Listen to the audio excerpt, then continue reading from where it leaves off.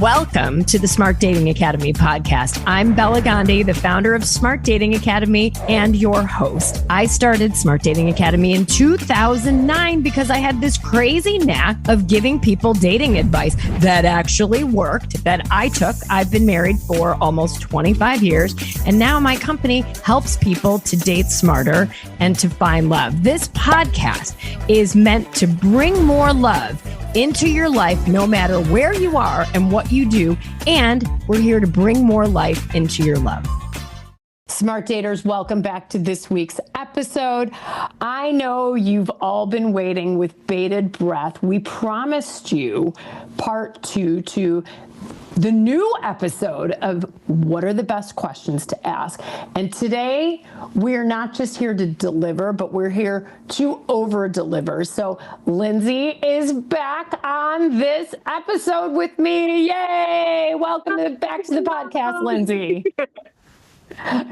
If you could see her, if you're watching, you'll see her smile light up the Zoom. She's smiling so big that she can't speak right now, but that's fine because we like that. It's true. It's true. But I'm always smiling because we're always having fun. And she's demonstrating the perfect berry lip today. In fact, I wouldn't even say it's berry. I would say it's like fire engine femme fatale red. And I'm here for all of it. Thank you. You know, of course, you know how much I love my lipstick. I've layered 3 different kinds. But wow. This is not coming off. I have this on right now, and it will literally be with me till the end of the day. It is on solid.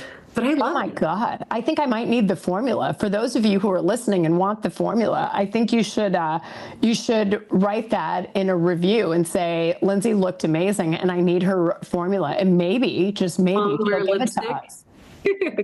Okay, and remember, a berry lip, ladies, is your secret to getting noticed both online and offline. So, and by Bella, Clearly. And who doesn't want to be noticed by me?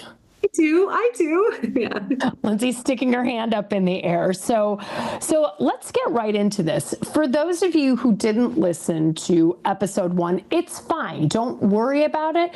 You don't have to go back and listen to episode 1 because we've got a lot in store for you that is going to really clarify what the ethos is about from the time you go out on the first date to the time you agree to be exclusive with somebody. And just to recap that's no earlier than 15 dates for us. Now, for some of our clients, now mind you, when I say our clients, we're watching them week over week. Sometimes it can be 12 dates, sometimes it can be 20 dates, but I want you to hammer in 15 dates as a good metric if you're not working with us and we're not watching this. But today we want to give you all the juice about what we talked about last time, and I'll do a quick recap of that, and then getting into after you've done the 4th date. Right? We talked about kind of dates 1 through 4. What do we need to know prior to exclusivity before we say yes to actually pulling ourselves offline, saying maybe I'd have sex with you, maybe I'll go to your house, and maybe I'm going to call you my boyfriend or my girlfriend. So, Lindsay, I'm so excited again that you're here with me. So feel free. I'm going to go through this recap, but obviously chime in at any second. We covered a lot, and I'm going to go in, kind of in order, you guys, but really good conversations. There's a lot of preludes to a first date. You're going to have looked at their profiles. You're going to have texted a lot. We talked about doing a video date prior to meeting somebody out, right? The video date is key, and we want to make sure if you can do the video date before even the first date, that is going to eliminate a lot of the pain of when you show up and somebody is the opposite of how they've presented themselves. So definitely do video dates. Yes, do not give somebody 90 minutes to 3 hours of your time without doing a pre-qualifying video date. And the video, it could be a FaceTime call, it could be a Zoom call, a Teams call, I don't care what it is. 15 to 30 minutes, that's all it needs to be. But it's such a big difference than just doing an audio call. The only bad dates our clients really go on is when they skip video. Every single time, every time. And what we also talked about in the last episode is even when you do video, it also helps build connection. So when you do meet in person, if this is a really great date, you both have already gotten the jitters out of the way and it's already a warm up. So then when you walk in and meet them in for a drink or for a coffee or for a walk, you greet them a lot more warmly, like they're somebody you already know, and it already sets the date up for more success. Yeah, and that's exactly the thing. I think one of the biggest things that we talked about, just to reiterate in episode 1, was starting this as if it is a date. It's not a meeting. Start it out with a hug, right? Be the hug leader. Ask if you can hug, but be the hug leader. Don't wait to be hugged. Be the hugger. Okay, you're the koala bear. You're going to go hug the tree. And you're going to do that with a big smile on your face too, because people are so nervous when they're walking in. They are in their head. They are hoping that everything goes well. They're also doing this week after week and like, gosh, here it goes again. And I hope this one goes well. So be the person that is socially generous and greet whoever you're meeting with a huge smile and treat them like they're a really good friend and tell them that you're excited to be there. Show them with your body language, with your expressions, that this is something that's really important to you as well. Yeah, I think that's such key advice. Remember, we talked a lot about everybody wants a date to be fun. So as much as you can, guess who's responsible for the fun? You. So bring the fun, have some great topics to discuss. Treat this person like they were a good old friend. Hug them, sit down, start with a compliment, and go from there and listen for the gold. And organic conversation will flow freely back and forth. A couple of other highlights from last time. If someone brings something up that you're like, ooh, oh no, that's a taboo. I'm not supposed to talk about religion. I'm not supposed to talk about my bad relationships. I'm not supposed to talk about my divorces. I'm not supposed to talk about politics. At that moment, when somebody brings up the Chernobyl of topics, the thing where you're like, oh my God, don't necessarily steer away from it. Get curious. Be a journalist. Just say, oh, that's so interesting that you think that. Tell me more about that. Or, wow, that sounds like a tough divorce. What happened there? Your goal, ladies and gentlemen, around the world for these first sets of dates is to determine, does this person have red flags on them? And if they're willing to cough that stuff up, who are you to stop listening to it? Oh, so true. And even more so, if they offer the subject, just because they're bringing it up does not mean that you have to then match them and answer the same questions. So yes, this sounds a little bit uneven, but if they bring it up, they're leading with it, that's where you can get to the ask more questions and really kind of get curious, but you don't then have to now match whatever it is they're saying with all of your stuff. No, we're not looking to trauma bond. That does not a good date make. Ever. Okay. No. And so think about, okay, the first 1 through dates 4, you're looking for, how do I feel in the presence of this person? Is it easy? Does it seem like there were red flags? Am I learning more about this person? So now, let's go, again, these are guidelines. You might learn things in date 1. It might take till date 7. These are just guidelines. So let's now kind of switch to, let's assume you've had 4 dates, person's still in the funnel. We haven't gotten rid of them. What do we want to know, Lindsay, between this point before date 15-ish, before we're willing to get offline, pull our profiles down, and be exclusive? What are the things we should be thinking about? What are the things we should be asking? So one of the things that has been so essential, I think why our clients have been really successful and why they meet, is because of this 15-date rule. And I say that before I get into the details of what kind of, a lot of people would date after 3 to 4 dates and decide immediately that's when they want to be exclusive, and they rush into it. And because we're building all this extra time to get to know them, to get to at least as a guideline date 15, we spread it out a little bit more. So those first few dates are just about connection, fun, easy breezy, keeping the conversation a little light.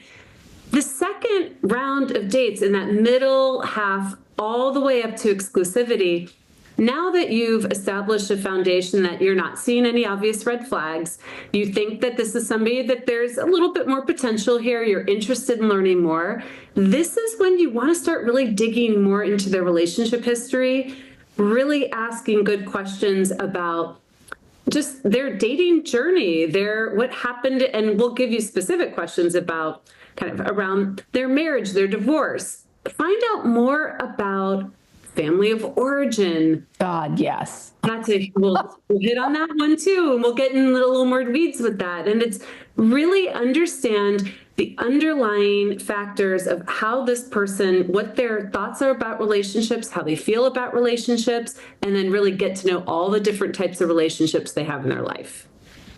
Yeah, I think that's great. And remember, it might feel intrusive, but you're talking about partnering with this person.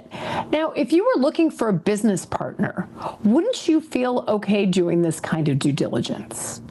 Right? If you were looking to hire someone for your home, a nanny, an assistant, you would ask all the questions. And here we're like, oh, I don't know if I should ask that. Is it too early right now?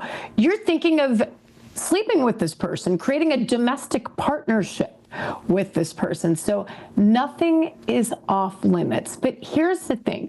What you don't want to make this sound like is it's a deposition. You want it to feel organic, but you have big goals in your mind. I want to find out how this person grew up. What were their parents like? What were their parents like with them? Meaning the person you're dating. What are the siblings like? And really, what are some questions to get this started, right? Because this is something you really want to know. Now, I'm going to precede this. Now, some of you might be driving or walking and listening to the podcast going, well, shit, I got handed a really bad deck of cards with my family of origin. I feel you. None of us have perfect families of origins. But what I want you to think about, even if that's you, okay, and we're like, oh my God, am I going to be judged for my background? The point is we're not going to judge somebody for the hand they got dealt. What did they do with the hand that they got dealt? And what work have they done to become better in the realm of relationships? So I just wanted to give you guys that before you thought, oh my God, I'm screwed because I come from a messy family. No, the fact that you are listening to this podcast tells me you have done and are doing your work and you are a good dater and you're invested in becoming better. Oh, I'm so glad you said that.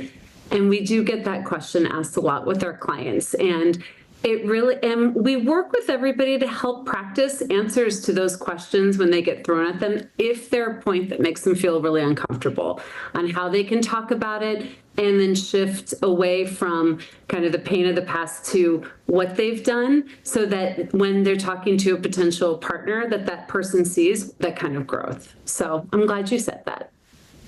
Right. And so, just as a launching pad, you can ask people like, oh, what were your parents like when you were growing up? If you haven't gotten there already, and remember, this might come up earlier, and if you hear some weird stuff, drill into it. It's like, oh my God, my dad left, or my mom did this, or was an alcoholic. You can just say, wow, that must have been really hard. If somebody says it, it's fair game. So maybe so this is the kind of stuff that you want to know. You want to know, what has this person's life journey been like? What are the factors that have influenced them internally and externally? And you can start where we talked about on the first podcast, how small talk leads to big talk. You can warm up to these conversations a little bit. So it could be, tell me a little bit more about where you grew up. What was it like at that town? And then start to open up the door a little bit and just say, and with your family, do you think your parents always knew that's where they wanted you to be raised? And then you start to bring it to the parents and you can build on this a little bit more. So it's like, So were you closer? Was there a parent that you were closer to? Were you more close to your mom or to your dad? What about your siblings? Where do you fall in the lineup? What would they say about you? Oh, and then, are your siblings married? Find out if they're married and what kind of relationships they have. And then you can keep kind of these conversations, it starts to flow a little bit more organically, like how close and warm was your family? And, did you feel like you had a happy childhood? Asking these questions it will create good conversation, but it will feel less like a deposition or an interview or, let me pull out my note cards. I've got some specific questions we have to answer on today's date.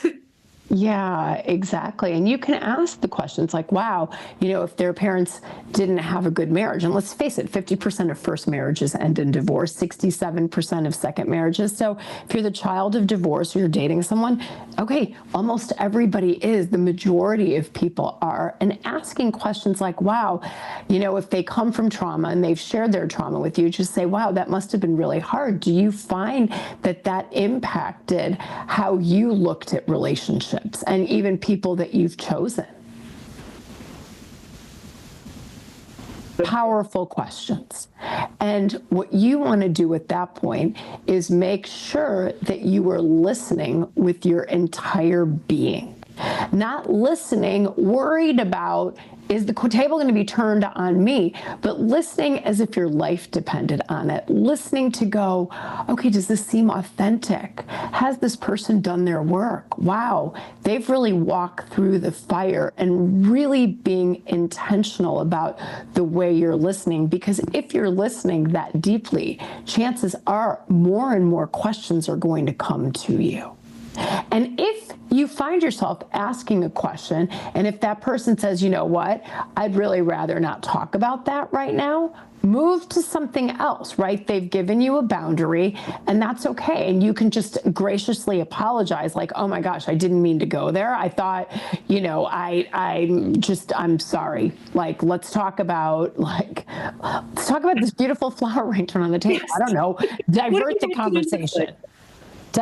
conversation, but really thinking about family of origin, because as we all know, attachment theory is out there, right? There's a lot on TikTok. We talk a lot about it. We've done love labs called Fix Your Picker on this. We really coach our clients through this whole process of, okay, how does somebody's family of origin background or early childhood experiences, how can that potentially continue to impact how we choose partners? So it's an important conversation to have. And the more details you can glean, the better off you will be, right? And then potentially having somebody to talk to about all of this data. Maybe you can talk to your therapist about it.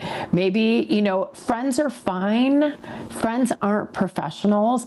I always suggest, right, if you don't have, maybe you've got people in your life that are great and they're super wise and you trust their counsel, find somebody to discuss this with. You might need a therapist. You might need a coach. You might need to do a session with us.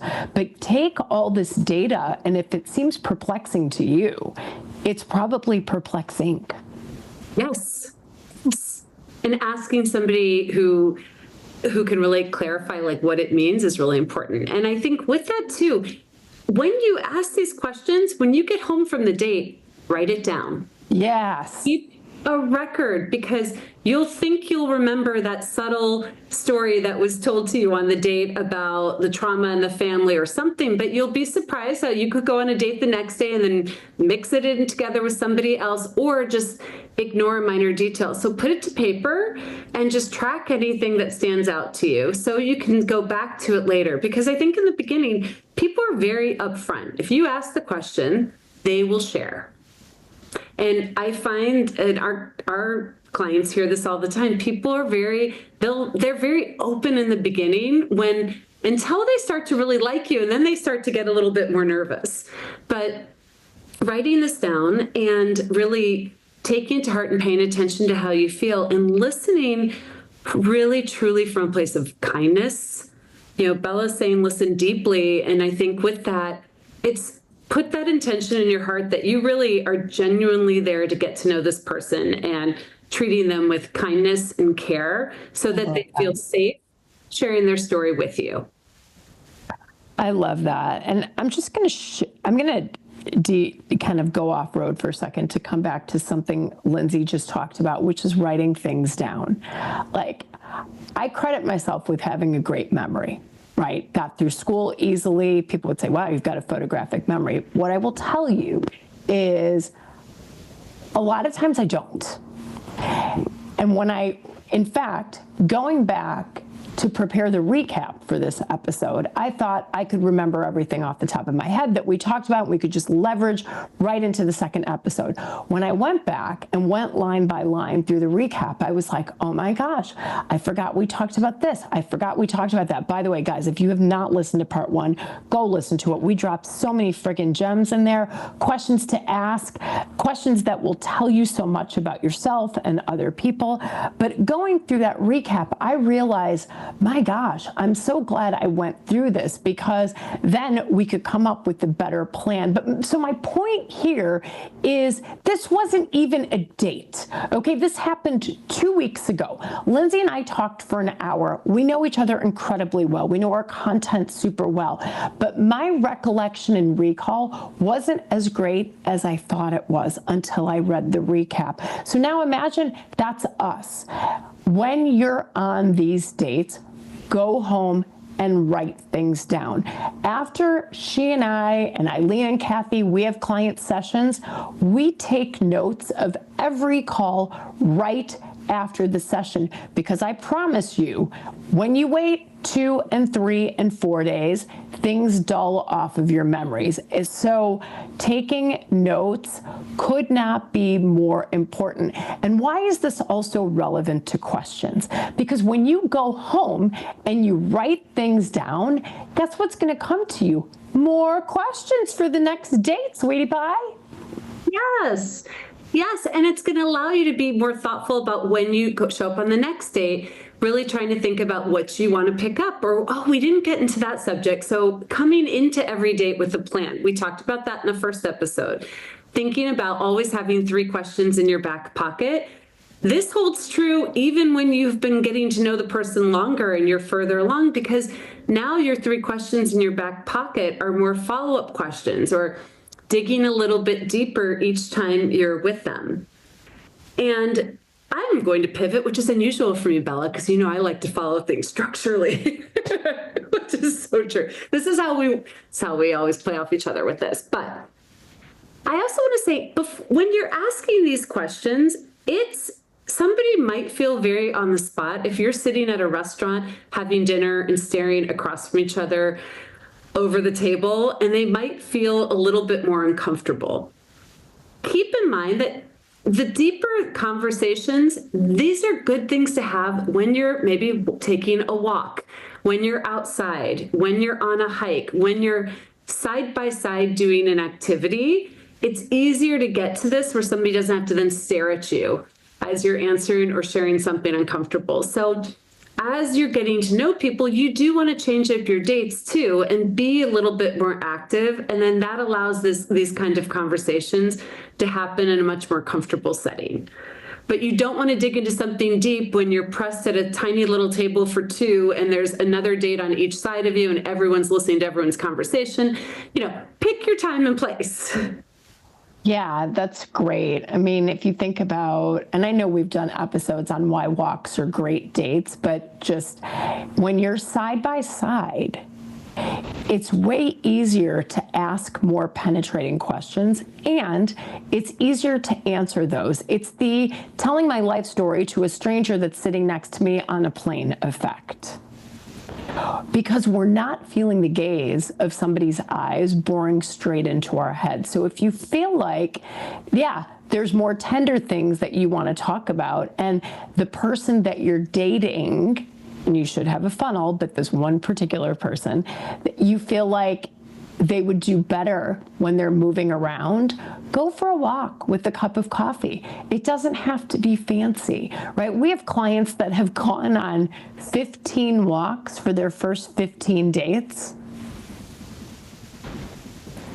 And for this particular couple I'm thinking of, it was such a lovely way for them to really get to know each other. And then they started to establish a routine of meeting and walking and talking. And they have this beautiful foundation of a friendship right now that is carried now into a romantic relationship. So it's such a great way to build connection and just get to know somebody better. Plus, you're outside, you've got, you're moving your body, you're getting all the good hormones too, and all the other good things. So it's good for you as well.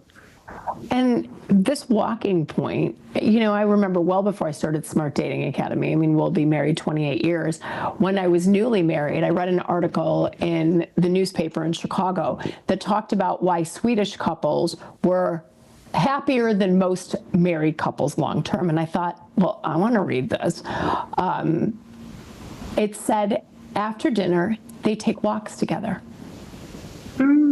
It was that simple. I was like, so I started in our house.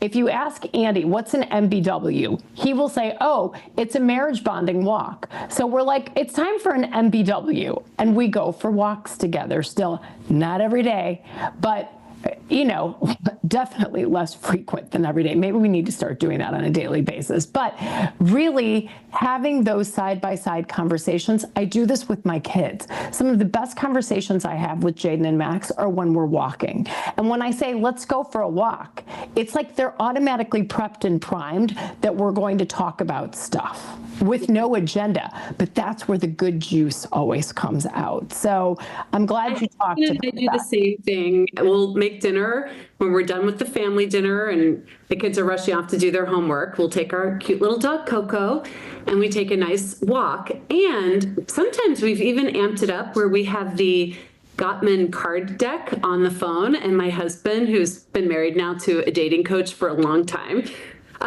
he's in charge. He pulls up the app and we'll have a fun question. And we still do this. And we've been together over 20 years and we're still working on building the relationship and asking deeper questions, because you're really being with somebody is a constant thing of exploring and getting to know them better. Absolutely. And it never stops. No. And yeah, but so I think, so now going back, I think you're right with the family of understanding the family of origin and really where somebody grew up and pivoting for that and asking those questions is really important. And then I wanted to throw one little thing when Bella said, if they say they don't want to talk about it, respect that boundary. Also, a little side note, if you see somebody, if they're very uncomfortable and they start playing with their hair or touching their neck or literally like grabbing at their neck, that is a body language sign that they are uncomfortable. So you can also subtly pick up on that cue too. I just want to throw that tidbit in there. Yeah, for sure. Like you can see when people get uncomfortable, they start moving around a lot in their chair. They fidget and they're not even aware of it. But yes, that is a very good point. And at that point, it's not up to you to change the conversational topic. Like, hopefully they'll get through their discomfort. When I see someone doing that, it's like, note to self, they're uncomfortable with that. I'm sure they'll get themselves out of that pickle and I just let it roll. Yes. Yes. And they do. Invariably, they will get out of their, being uncomfortable, but that's not a you problem. If you've stepped too far, they'll tell you, hey, I'm not really ready to talk about this at this point. But again, if they brought it up, then it's okay to ask about it. And when you're on further dates, I think family of origin, I think we've talked a lot about that, but really getting to know dynamics and prior relationships is a big one as well. And really listening for clues. Ultimately, what you're looking for when you're drilling in for past relationships is this person a good relationship bet? And is this person a good relationship bet for me? Yes. Yes. Yes. And that, and asking those questions up front, and one of our favorite questions to ask is really going to help you figure that out sooner rather than later, because we don't want you to get to date 15 now and then finally ask if they want to be in a serious relationship. These are the kinds of questions we want you to cover earlier. That's why after you've kind of covered the first few warm-up dates, this is where you could start getting into it then. And then you can re-ask the same questions even right before you're going to be exclusive to double check that what they said is still holding true now that there's a point that you two might be together. And I think one of my favorite questions to have people ask is, what have you learned from your past relationships that you want to do better in your next one? That's a great question. I love that question. I love that question because of the accountability it shows. And is this somebody who's willing to take ownership for what their part was and why that relationship maybe didn't work? And then are they thoughtfully really thinking about what their intention and their goals for their next one? So you get 2 out of 1 out of that one. And it's a really good question, and it opens up the door because it also shows you what they're prioritizing perhaps with you. Yeah, I think that is a great question. And I think it can tell you, have they done their work? Have they thought about it? And yeah, are they playing the victim, right? A lot of people will play the victim over and over again. And I think that you'll hear that. And you have to ask yourself, if this person has made, a series of choices that haven't served them well, maybe it's family of origin stuff, but what do they want to do differently this time? What are they looking for this time around? Yes. And then that allows you to really think, okay, are we aligned in what our goals are? And then asking, what does an exclusive relationship look like to them? People have different takes on that. And there's a lot of different things out there right now, but really getting an understanding of what does a good relationship look like? How do they want to feel in that relationship? What is something that they feel they need from a partner that would really make them happy in the future? And really getting a sense of what their values are and what they're working towards. Yeah, I love that. And along with that, I think, asking this person, making sure that they want a relationship, and closely related, what does a relationship look like to you? Do you want to live with somebody? Do you want to be married? Do you want to never live with somebody again or never be married? Making sure that there's alignment in what a relationship looks like, because there are a whole bunch of different definitions of what a relationship looks like. I mean, if you just look at the dating apps today with consensual non-monogamy, right? That's a relationship to some people, not to me, but... And so really understanding, and you need to think about this, dear listener, what does a relationship look like to you? How much alone time do you need? How much together time do you need? How aligned do you have to be in, we tell our clients you don't need to have every hobby aligned. That is not what makes for a good partnership at all. However, if skiing is your passion and you expect that you're going to spend 6 months out of the year living out west skiing, and the person you're with is like, I will absolutely never, ever do that, take that into consideration and look at that a little bit. Make sure that even in terms of how you want to spend your time, what your goals are, how much do you want to devote to your work? How much free time do you have for travel? Getting a sense of what their time priorities are is equally important. That's right. And even if their priorities are different than yours, are you both good with that? For some people, they're in retirement and they end up dating somebody who's not yet retired. And as long as you're both clear about what that means and how much time you have and when you can be together. I coach a coaching group, and one of the women is still working at 70 and has met somebody who's 10 years older, and he's fully retired. And she said, I can't see you during the week because we live half an hour away and I run a family business and I'm commuting and this and that. And he's like, then the weekend it is. Yes. And he's like, go, negotiate that. he's like, you do you, babe. You keep working, right? He's like, never quit. I love that. And so even though you could be in different places, as long as you have an understanding and it's clear and you can both be good with it, that's all you need. You don't need a carbon copy of yourself. Like Lindsay's saying, if you want to live out west with someone who's skiing and wants to ski, maybe, I'm just going to throw this out there, maybe this person is also retired saying, listen, I've blown out both my knees. I'm not able to ski anymore.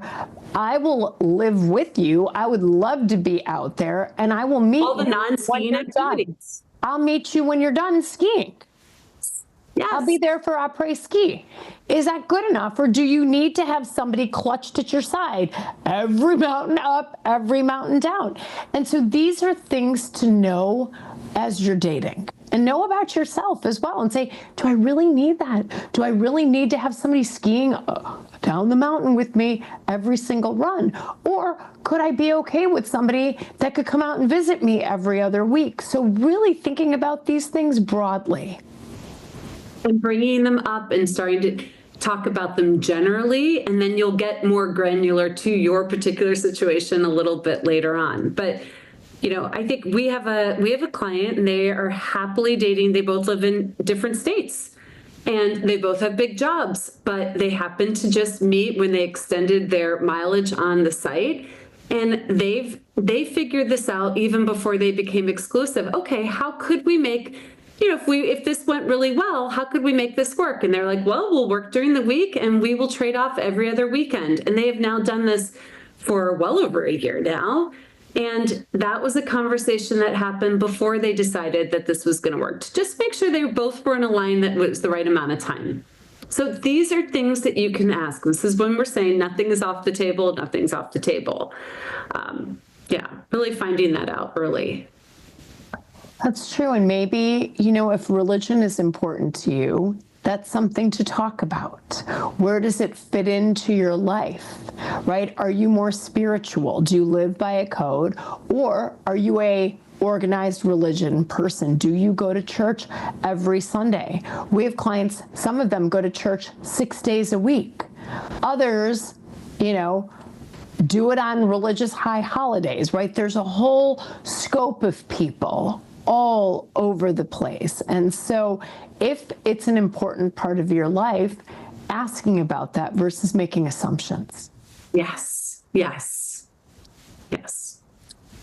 And well, the religious, that's come up before too with a lot. And I think making sure, do you have to have somebody who goes with you, or is it really about, can you respect each other's time and commitment around it? So again, those are those conversations that show up once you open up the door and have that.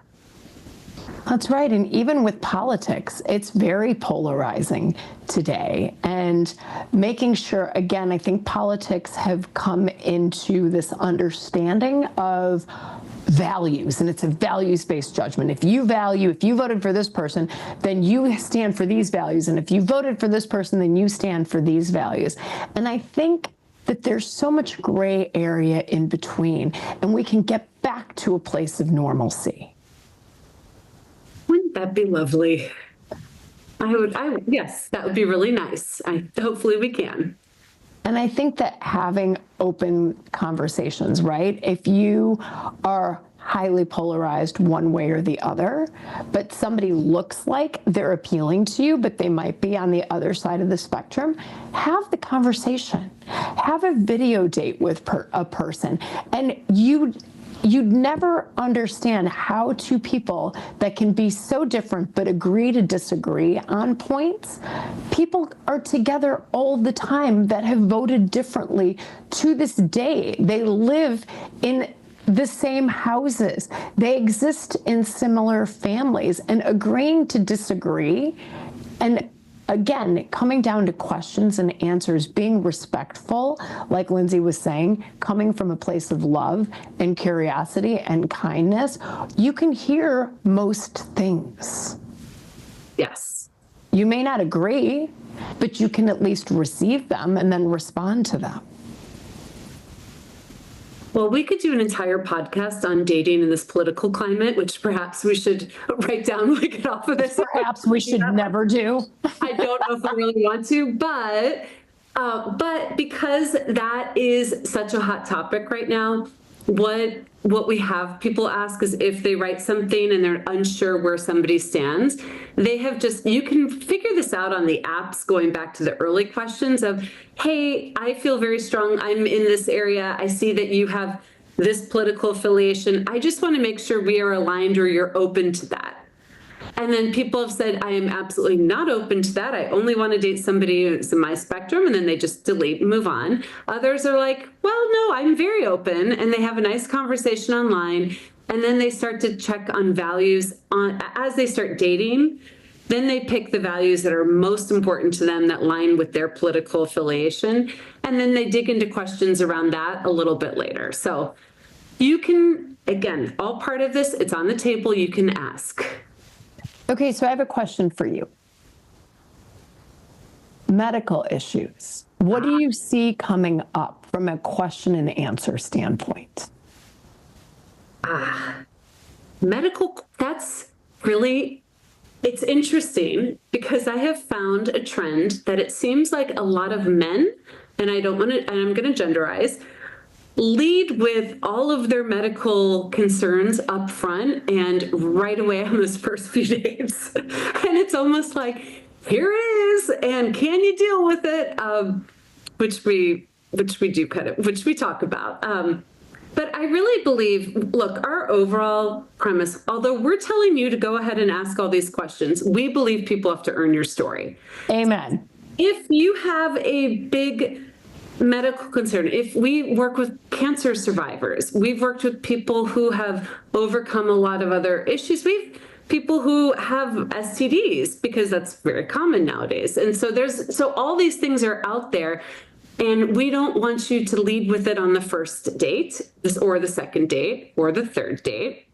Screen people and really get to know them better. Wait till they've earned that spot, and then you can start to share when it's going to be something that is going to be an issue. And I could take any one of those issues and go down a big rabbit hole, but if they ask you up front, again, you don't have to answer specifically. How would you answer that? Yeah, I don't know. I mean, we see these things happen all the time, right? Either our clients have a thing that they're nervous about disclosing, or someone has disclosed something to them, right? I think, ultimately, here's my general thesis around medical issues, especially. We can accept a lot from people the more we know them. And for example, if we're putting things out there too early, we're kind of, it's just too early. People don't know what that means. So they might close a door on us too early. But it's really understanding, when do I think this person, I trust them enough to give them this jewel about me, and I don't think it's too early, and it's important, and they should know about it. And so there's a bit of a dance to that, and it's really making sure that you're comfortable, dear listener, with disclosing your things when you're ready to. You don't have to do it right away. And even if somebody asks you, could you please disclose to me your prescription list or all of the medical issues that you've had? Remember, at that point, you can say, you know what, I'd be happy to do that at the right time. At some point, yes. Yeah, I'd be happy to do that maybe later. Yeah. And you don't have to answer it. So if somebody asks you a question and you feel like they haven't earned your story yet, it's really okay to say that. Don't be abrupt with how you say it. People typically aren't trying to be rude.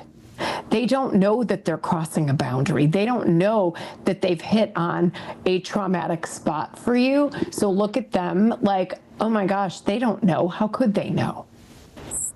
And emotionally regulate yourself before you give a snippy answer. And it also, you're right, people don't know what to ask, and there can be a lot of overcorrection. So sometimes the bold questions come out in the beginning because actually, this came up this morning with a client I was coaching. A man she was talking to was very charming on the phone, and based on some other things about him, there were already red flags. But he immediately started bringing up sex and how important was intimacy. And he asked her on the phone call, "Are you a good kisser? Would you do sleepovers that aren't sexual in nature, or do they have to be?" And anyway, all these questions, which was incredibly uncomfortable and really put somebody on the spot when they hadn't even met yet. And so, yes, we're deleting this man. But it was one of those things where she handled it so beautifully because he put her on the spot and he asked and she didn't have to answer. And she was able to say, my good, she goes, "Well, I'm not going to answer that right now, but I'm interested. I mean, I've never had anybody ask me that on a screening phone call. Why do you want to know?" That's great. Yeah. And she's a lawyer. So so she's really good at asking questions back. I love that. So you can, oh, that's so interesting. What makes you ask? That's one of my favorite questions. So whether you're a lawyer or a non-lawyer, if somebody asks you a question that you don't want to answer, I'm so glad you raised that point. Oh gosh, what makes you ask? Yes. Buy yourself some time. Buy yourself some time. And then the more inappropriate the question, this is where we laughed a little bit this morning before we deleted him, but it was more, you know what, would your future husband show up on a call and ask you these questions? Is this how the person you would invest your life with show up and put you on the spot and make you feel right away? And with that made it very clear, no. And there were other red flags with this person too, to be fair. That was enough. And I'm sure, right. Usually red flags are like cockroaches. Where there's one, there's 17. So yes, if somebody's asking you those questions on a screening phone call, it's like, "Hi, I'd like to hook up." "Hi, I'd like to hook up." It's like, oh my gosh, right. So that's a great thing that you brought up. It's like, no, like, not appropriate. It's not appropriate. And so those kinds of questions, remember, like in dates 1 through 4, like we were talking about, how did that make you feel? That made me feel icky. That was red flaggy. That person has got to go. So you can tell things about someone based on what they ask you. Weird. Yes. Yeah. There's been a lot of funny, weird questions this week. There's something in the air right now. Yes. Any others you can recall on the top of your head? Hey, should we make a baby? That was a weird one. That is kind of weird. Yes. Another one was a newly divorced man who was asking on the phone, how important is sex to you? How many times a week do you want to have it? When do you believe you need to be intimate? All these questions that were really inappropriate for, again, a screening phone call. And he just got screened out. Yes, all of them. All of it. Right. So if somebody's asking you bizarro bananas questions that are red flaggy, that make you uncomfortable and put that pit in your stomach, or make you feel like something's not right, or that their intentions are not aligned with what you want, get rid of them. Yes, remember what Lindsay said. You want to feel like you're meeting a really good friend. And ultimately, if this person is going to be the lid to your pot, they're ultimately going to become your best friend that you want to sleep with. Yes, it's true. Right. Yeah. And so if your other best friends wouldn't ask you that, it's not appropriate that someone else does on a screening phone call. Yes. Yeah, those are questions for. Yeah. There's a lot. This happens. It comes in waves a little bit, but I do think intimacy, those are all questions that you'll want to cover down the road. But because Bella, we have that rule of sexclusivity, and that's again a whole other podcast as well, but not getting intimate before you're exclusive, and really getting a chance to get to know somebody and really vet them, which is why we're giving you these questions, to get as much information as you can before you become really connected and in that relationship. And I think as things continue to progress and there are no red flags, Another question I really like is, what is something you'd like to know about me that you don't yet? What is a question you want to ask that you haven't? And this is like when you're getting really close to being exclusive. And these are the questions that could be a little awkward that you didn't know how to bring up and get out on the table yet, but that you feel like you want to know. So we've gotten some really great answers for people on that. And they're funny. Some of them are very funny. Some are small little things like, I want to know how you take your coffee in the morning, to I want you to know that I'm somebody that, whatever, like a little habit or something kind of cute. So you could make that a playful question too. And then the other question we like to know is sort of just making sure long-term that there's some alignment. Like, where do you see yourself in the next year or the next 5 years? I don't know if anyone can answer 10 years. Maybe, I don't know. Could you answer where you want to be in 10 years, Bella? I could answer some parts of it, but I don't think I could answer a physical location where I want to be right now because of where I am in my life. I think I would say I'll probably be in Chicago. But who knows? We'll see. Ideally, I'm doing more traveling. But yeah, I mean, I could answer certain parts of that. And I think that most importantly, what you want to know is, to that question about 1 year, 5 year, 10 years, what you want to make sure is, are you part of that for them? Is that relationship part of it for them? Do they want, it's like, well, obviously living with somebody, or having kids, or building a life, or retiring together. Yes. Yeah. And, asking people about their relationships with their kids, maybe their grandkids, right? Really understanding, do they have other friends, right? Do they have friends from 40 years ago? Or do they rotate groups of friends pretty often, and they maybe have trouble keeping relationships? So you can also find out a lot about people by asking about their relationships. Like, what's your best friend like? Yes. And with that too, I find that women, we're a little bit more socialized, where we do tend to have bigger groups of friends and lots of friends and run that social calendar. And I'm speaking generally, of course, but men don't have as many friends as women do. And so I will have clients say, is this a red flag? He only has 2 really good friends. And I'm like, no, two good friends. If they're good friendships, that's great. It's okay. So it's not the number of friends they have. It's not, are they the life of the party? It's, what is the depth of the friendships they have? Is this somebody that who would they call in the middle of the night if something terrible happened, or if they needed help? Who's their go-to person? Do they rely on other people? I think that's really important.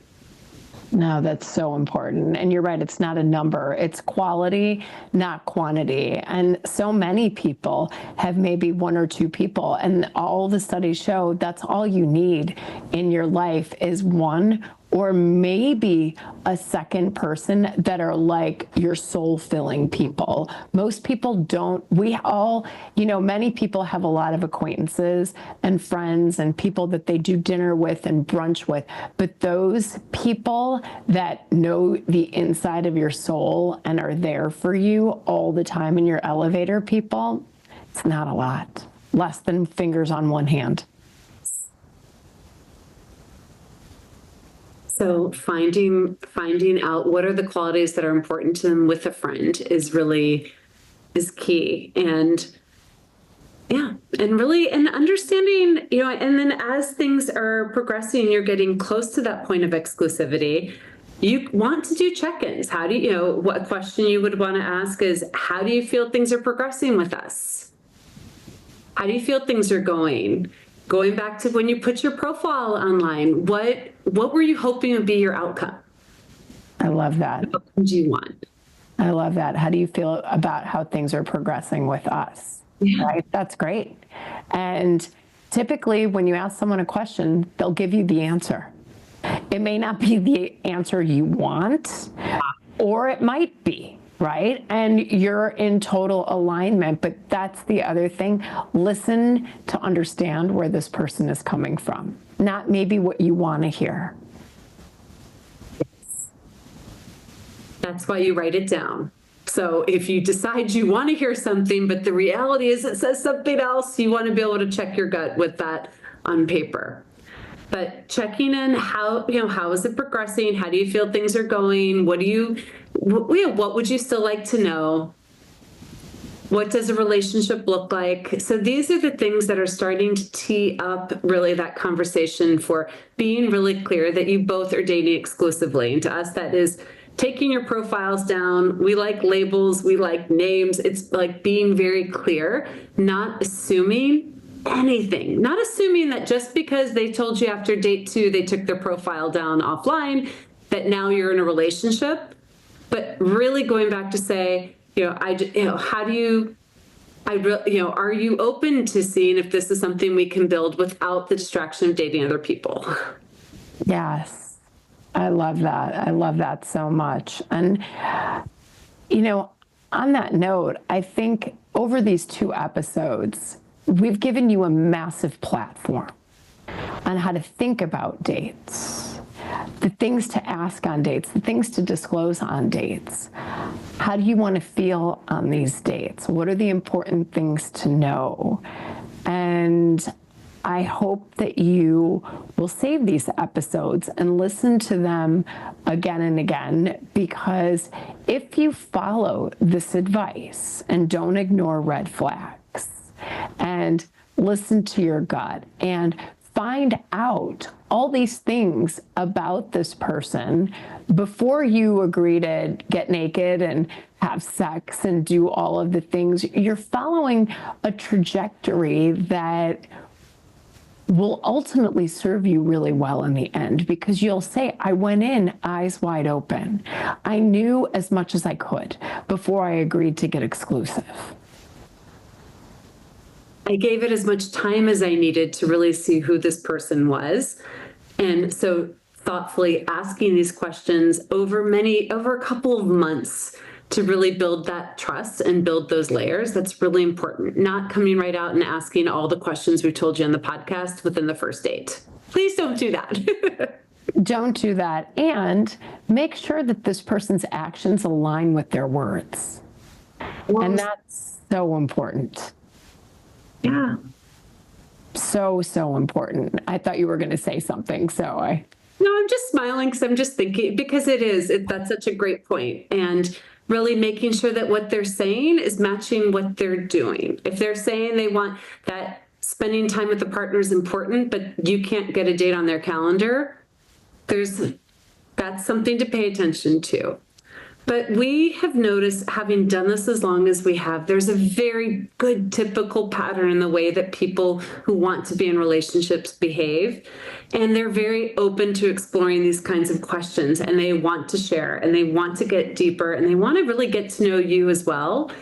And so I think this is something that if you feel you've done your due diligence, you can really enjoy that relationship stage even more, because you already have created a nice foundation to just really pick up and then build the traditions in the relationship together. That's true. And if you feel yourself wanting to fast forward, ask yourself, why am I feeling the need to rush? Is this scarcity? Am I afraid of this relationship? Am I afraid this person's going to leave? Remember, with the right person, asking the right questions, trusting how you feel, taking it slowly, the right relationship is going to be easy. They're not going to leave you guessing. Mm-hmm. They could take the knot out of your stomach. You're going to feel really at ease and feel like yourself when you're with them. I feel like every one of you that's listening to this episode is going to find love. It's just a matter of time. It's a when, it's not an if. And remember, you are worth this. You are worth the wait. You are worth the exercise of asking the questions. You are worth the exercise of making sure that somebody is in alignment with the answers that you're looking for, making sure that this person isn't throwing down red flags and you're sweeping them under the rug. No, you are worth the time, you are worth the questions, and you are worth the due diligence. So remember, as part of being a psychotic optimist, I want every one of you to know that love is going to come to you. It's a when, not an if. Even if right now you're not online or you've taken a break or whatever your situation is, just know that love will come to you, and all you have to do is decide that you're ready for it and make a plan and do something different. Oh, my hand's on my heart. That's funny. I love that. So we hope you are as inspired about your dating future as we are. And if you need a little pep talk, you need a little guidance, you know where to find us. Go to smartdatingacademy.com. Just being with us is like listening to this today. It's like wrapping yourself in pink sparkly bubble wrap through the dating process. We will not let you down. We will always encourage you. And because why? We know that love is coming for you. So if you decide you're going to do something about your love life, do something about your love life and do it today. Turn that little switch on in your belly and in your heart and do something that's going to put you in a better space to receiving the love, because I promise you, there's lots of people out there that are dying to meet you. Yes. So with that, I bid you farewell until our next episode, and go back and listen to episode 1 all over again and listen to this one again. Bookmark them, save them, because they will help you tremendously. Until then, share them, damn it, share them, review it, give us a 5-star rating. All right, Lindsay, thank you so much for dropping your gems on us. We're so grateful. Always. Thank you.